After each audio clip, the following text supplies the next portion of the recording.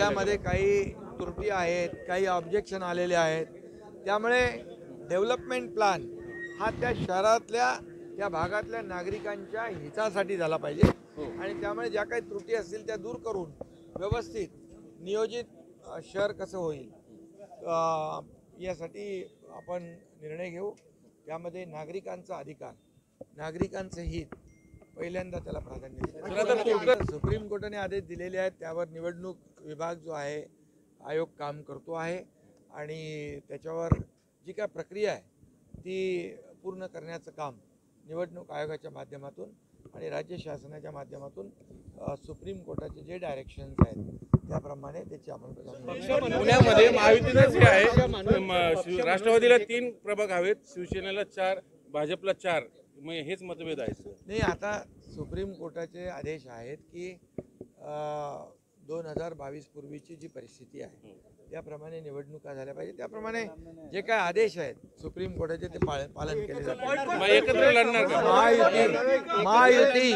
महायुतीमध्ये आम्ही लोकसभा लढलो, विधानसभा लढलो, विधानसभा जिंकल्या, landslide mandate मिळालं. आता आमची जिम्मेदारी आणखी वाढलेली आहे.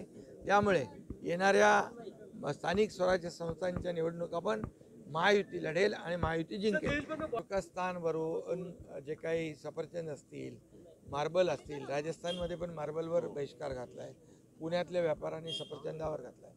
मी या सर्व व्यापाऱ्यांचं अभिनंदन करतो.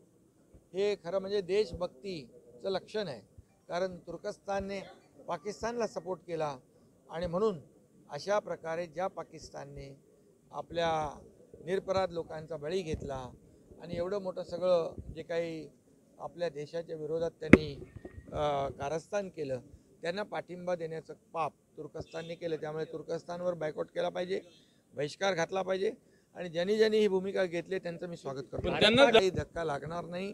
आमची पोलीस यंत्रणा सक्षम आहे आणि हे जे देशभक्त आहेत त्यांना कुठेही आत येऊ देणार नाही.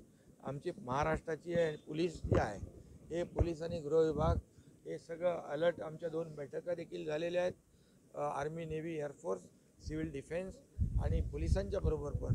त्यामुळे सगळ्या बाजूने आम्ही तयार आहोत. युद्धानंतरची परिस्थिती तिरंगा रॅली जी आहे, तिरंगा रॅली कालही काढली, उद्याही निघेल, आजही निघेल.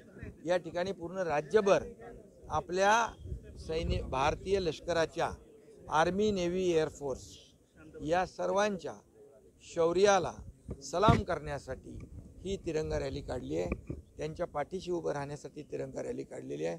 त्यांच्या शौर्याचा सन्मान करण्यासाठी ही तिरंगा रॅली काढलेली आहे आणि भारतीय लष्कर यांचं अभिनंदन तर आपण केलेलंच आहे.